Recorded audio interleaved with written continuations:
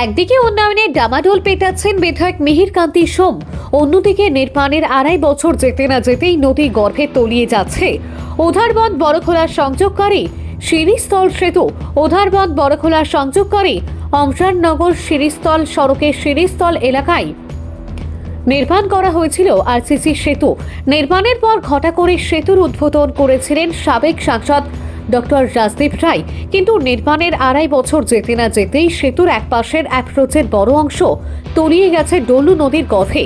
স্থানীয়রা জানান, সেতু নির্মাণের পর এলাকার বাসিন্দারা খুশি হয়েছিলেন, কিন্তু গত বর্ষায় বন্যার জলে সেতুর অ্যাপ্রোচের বড় অংশ নদী গর্ভে তলিয়ে যায়। এতে সড়কের একটি অংশ দিয়ে যান চলাচল বন্ধ হয়ে পড়ে। বিষয়টি একাধিকবার স্থানীয় বিধায়ক মিহিরকান্তি সোমের নজরে আনলেও কোনো লাভ হয়নি। সেতুর অ্যাপ্রোচ সংস্কারের পরিবর্তে মিলেছে শুধু প্রতিশ্রুতি। শুকনো মরশুমে শেষ হয়ে যাচ্ছে, কিন্তু এখন পর্যন্ত তা সংস্কারের উদ্যোগ নেননি বিধায়ক মিহিরকান্তি সোম। তড়িঘড়ি এই অংশ সংস্কার করা না হলে বর্ষার মরশুমে যে কোনো সময় বাকি অংশটুকু নদী গর্ভে তলিয়ে যেতে পারে বলে আশঙ্কা প্রকাশ করে তারা আরও বলেন, যদি সেতুর অ্যাপ্রোচের পুরো অংশ নদী গর্ভে তলিয়ে যায় তাহলে যোগাযোগ বিচ্ছিন্ন হয়ে পড়বেন এলাকার বাসিন্দারা। বর্ষার মরশুমের আগে তলিয়ে যাওয়া অংশ সংস্কার সহ নদীতে গাডওয়াল নির্মাণে পদক্ষেপ নিতে রাজ্য সরকারের কাছে দাবি জানান স্থানীয়রা। আমরা বর্তমান সবাই যে ব্রিজের অবস্থা, এবার আর বর্ষার বাকি ধরুন 2 মাস পরে যে বাঙ্গনটা আছে এটা যদি ভর্তুকি না করে, এটা ভাঙ্গিয়ে আমরা নদীটা এদিকে মিলিয়ে যাইব, আমরা রাস্তাটা ব্লক হয়ে যাব।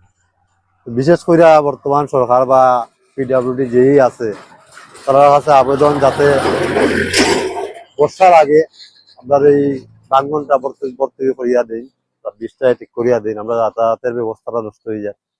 এখানে অনেক লোক আছে, প্রায় 2টা গার্ডেন, এদিকে মধুরালয় কানেকশন, এদিকে আপনার ডলু লালবাগ মহাসড়ক উদারবন শিলচা যাইতে গেলে আমরা এই রুট, এটা বন্ধ হয়ে গেলে আমরা এদিকে যাতায়াতের বিশেষ অসুবিধা।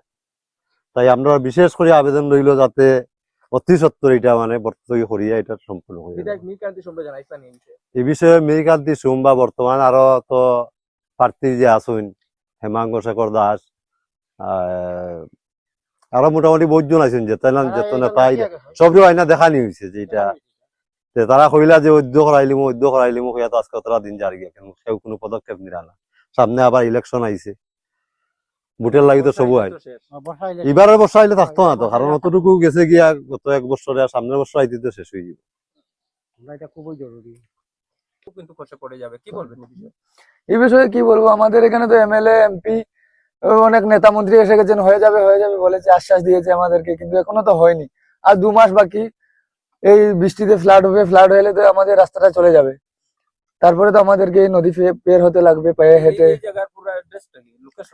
এই লোকেশনটা এদিকে হয়ে সোনাচড়া হয়ে ডলু লালবাগ ময়নাগর, এদিকে মহাসড়ক হাইওয়ে আছে, হাতিচড়া বনদুর্গা মন্দিরের সামনে দিকে লিঙ্ক আছে, আর এইদিকে গেলে তো মধুরা হয়ে যেতে হবে।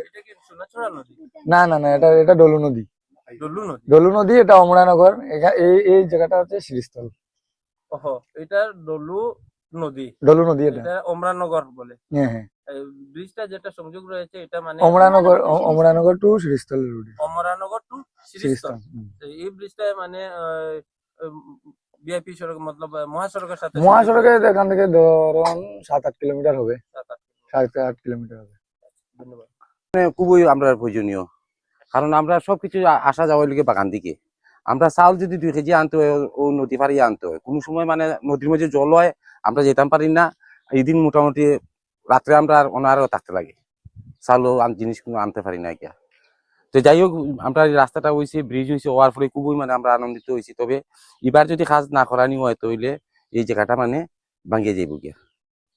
আপনারা দাবি কি দেখুন? আমরা দাবি রইল ইটখানে মানে যে গার্ডওয়াল হইতো, ওই যে উপর সাইড থেকে মানে ওয়াল হইয়া আইতো, আবার পরে মানে এই ব্রিজটা যাতে টিকতো, যাতে আমরা যাইতাম আইতাম পারি, ওটাই আমরা দাবি।